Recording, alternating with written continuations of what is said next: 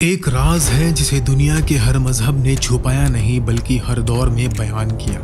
یہ راز صرف آنے والے وقت کا نہیں بلکہ انسانیت کے انجام کا ہے۔ یہودی کہتے ہیں کہ دنیا صرف 6000 سال چلے گی۔ اسلام کہتا ہے کہ قیامت بالکل قریب ہے اور ہر نشانی ایک کے بعد ایک سامنے چلی آ رہی ہے۔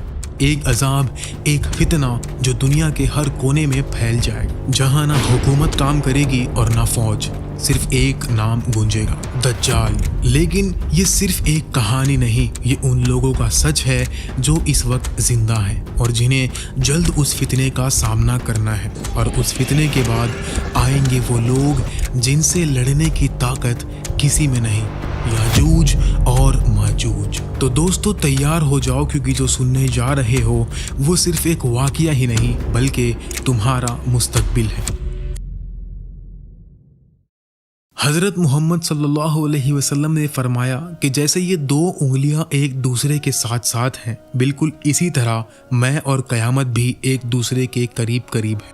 ایک دن رسول اللہ اپنے صحابہ کے ساتھ مسجد نبوی میں بیٹھے ہوئے تھے اور سارے صحابہ بڑی غور سے رسول اللہ کی طرف دیکھ رہے تھے۔ تو آپ نے ان سارے صحابہ کو دنیا کے سب سے بڑے اور خطرناک فتنے دجال کی باتیں بتانا شروع کی۔ آپ صلی اللہ علیہ وسلم نے فرمایا کہ دجال کو اللہ ایسی پاورز دے گا کہ دنیا کی ہر ایک چیز، کھانا، پیسہ، بارش اور ایون مرے ہوئے لوگوں کو زندہ کرنے پر بھی اس کو کنٹرول ہوگا، اور اپنی انہی پاورز کو یوز کر کے دجال پوری دنیا پر حکومت کرے گا اور لوگوں کو اللہ کی عبادت کی بجائے اپنی عبادت پر مجبور کرے گا۔ دجال 40 دن تک زمین پر رہے گا۔ اس کا ایک دن 1 سال کے برابر ہوگا، دوسرا دن مہینے کے، تیسرا دن ہفتے کے اور باقی دن نارمل دنوں کی طرح ہوں گے۔ رسول اللہ صلی اللہ علیہ وسلم کی یہ ساری باتیں سن کر وہاں موجود صحابہ کرام بہت ہی زیادہ ڈر گئے اور انہیں لگا کہ دجال وہ سامنے درخت کے پیچھے چھپا ہوا ہے اور بس ابھی نکل کر ان کی طرف آئے گا۔ لیکن جب شام کو یہی صحابہ رسول اللہ کے پاس دوبارہ آئے تو آپ ان کے چہروں کو دیکھ کر سمجھ گئے اور انہیں فرمایا کہ اللہ کے بندو، ڈرو مت، دجال سے تو پھر بھی مقابلہ ہو جائے گا، لیکن کیا میں تمہیں ایسے لوگ دکھاؤں جن سے مقابلہ کرنے کی کسی میں بھی طاقت نہیں ہوگی، اور وہ لوگ نکلتے ہی دنیا میں ایسی تباہی مچائیں گے کہ دنیا کی ہر چیز، کھانا، درخت اور ایون دنیا میں موجود سارا پانی پی جائیں گے، اور وہ لوگ یاجوج اور ماجوج ہوں گے۔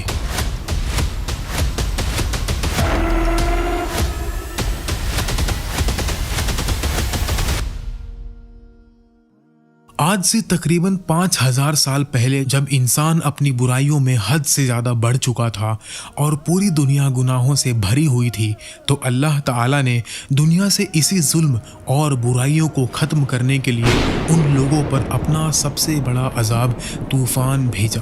یہ ایک ایسا طوفان تھا جس نے دنیا کی ہر چیز کو تباہ کر دیا، اور صرف وہی لوگ بچ گئے جو اللہ کے حکم سے ایک کشتی میں سوار ہوئے تھے، نوح علیہ السلام اور ان کی اولاد۔ اور آج دنیا میں جتنے بھی انسان ہیں وہ سب کے سب نوح علیہ السلام کے بیٹوں سام، حام اور یافس کی اولاد میں سے ہیں۔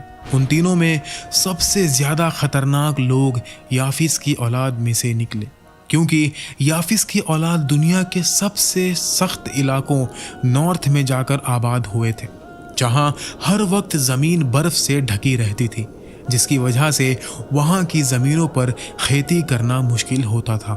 اور جیسے ہی وقت کے ساتھ ساتھ یافس کی اولاد نمبرز میں بڑھ گئی تو ان میں سے وہی لوگ جو نارتھ کے ایکسٹریم میں جا کر آباد ہوئے تھے، ان کی زندگی تو اتنی مشکل ہو گئی کہ ان کو کھانے کے لیے بھی کچھ نہ ملتا تھا۔ اور جب زندگی مشکلات سے بھر جائے تو یا تو لوگ مضبوط بنتے ہیں اور یا خطرناک۔ اور ایسے ہی ایکسٹریم نارتھ والے یافس کی اولاد نے اپنی بھوک کو مٹانے کے لیے خود میں لوٹ مار کی عادت ڈال لی، اور جس طرح جنگل کے جانور ایک دوسرے سے کھانا چھینتے ہیں، بالکل ویسے ہی یہ لوگ روزانہ قریب کے علاقوں میں جا کر وہاں کے لوگوں کو تنگ کرنے لگے۔ اور جب ان کی ظلم اور لوٹ مار اپنی پیک تک پہنچ گئی تو اس وقت ایران میں ایک نیک بادشاہ ذوالقرنین کا ذکر کیا گیا ہے۔ जब उसने नॉर्थ की तरफ अपना तीसरा सफ़र किया और नॉर्थ की बिल्कुल एक्सट्रीम तक पहुंचा, तो उनकी मुलाकात एक ऐसी कौम से हुई जो उनसे हर चीज़ में बिल्कुल डिफरेंट थी। इवन उनकी ज़ुबान भी चेंज थी। तो उस कौम ने एक ट्रांसलेटर के ज़रिए जुल्करनैन को बताया कि यहाँ इन पहाड़ों के दरमियान एक कौम रहती है जो यहाँ हमारे पास आकर लूट मार करते हैं और यहाँ के लोगों को भी कत्ल करते रहते हैं। हम आपके लिए पैसा चंदा जमा करेंगे और आप हमारे और उनके दरमियान एक दीवार बना दो। जुल्करनैन ने उनसे कहा कि पैसे तो अल्लाह के दिए हुए बहुत हैं, बस हमें आपसे सिर्फ इतनी मदद चाहिए कि इस दीवार को बनाने में हमारा साथ दो। और इसी तरह जुल्करनैन ने उस कौम को याजूज और माजूज के फितने से बचाने के लिए उन पहाड़ों के दरमियान मजबूत आयरन और कॉपर की एक दीवार बना दी। आज पूरी दुनिया में ऐसी कोई भी जगह नहीं मिली जहां जुल्करनैन की वही दीवार हो जो उन्होंने याजूज माजूज को रोकने के लिए बनाई थी। कुछ उलमा कहते हैं कि ये सेंट्रल एशिया जैसे कजाकिस्तान, रशिया या कॉकसस रीजन के आसपास है। कुछ कहते हैं ये चाइना और मंगोलिया के दरमियान एक माउंटेन रीजन्स में है। याजूज और माजूज हर रोज़ उस दीवार को तोड़ने की कोशिश करते हैं और जब वो उस दीवार को तोड़ने के बिल्कुल करीब पहुंचते हैं तो उनका सरदार बोलता है कि बाकी कल कर लेंगे। लेकिन कल को फिर अल्लाह ताला उसी दीवार को पहले की तरह मजबूत बना देता है। लेकिन याद रखो, एक दिन ज़रूर आएगा कि याजूज और माजूज उस मजबूत दीवार को तोड़ने में कामयाब हो जाएंगे।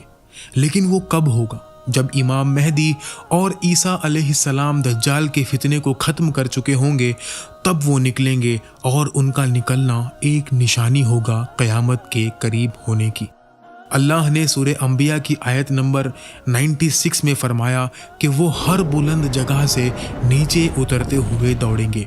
वो बहुत ही ज़्यादा तादाद में होंगे। हर 1000 लोगों में 999 याजूज माजूज और सिर्फ एक मोमिन। वो इंसानियत के खिलाफ एक ऐसी जंग छेड़ेंगे जिससे कोई इंसान बच नहीं पाएगा। किसी भी इंसान में इतनी ताकत नहीं होगी कि वो उनसे लड़ सके। हर तरफ कत्लो गारत करेंगे, फसाद करेंगे।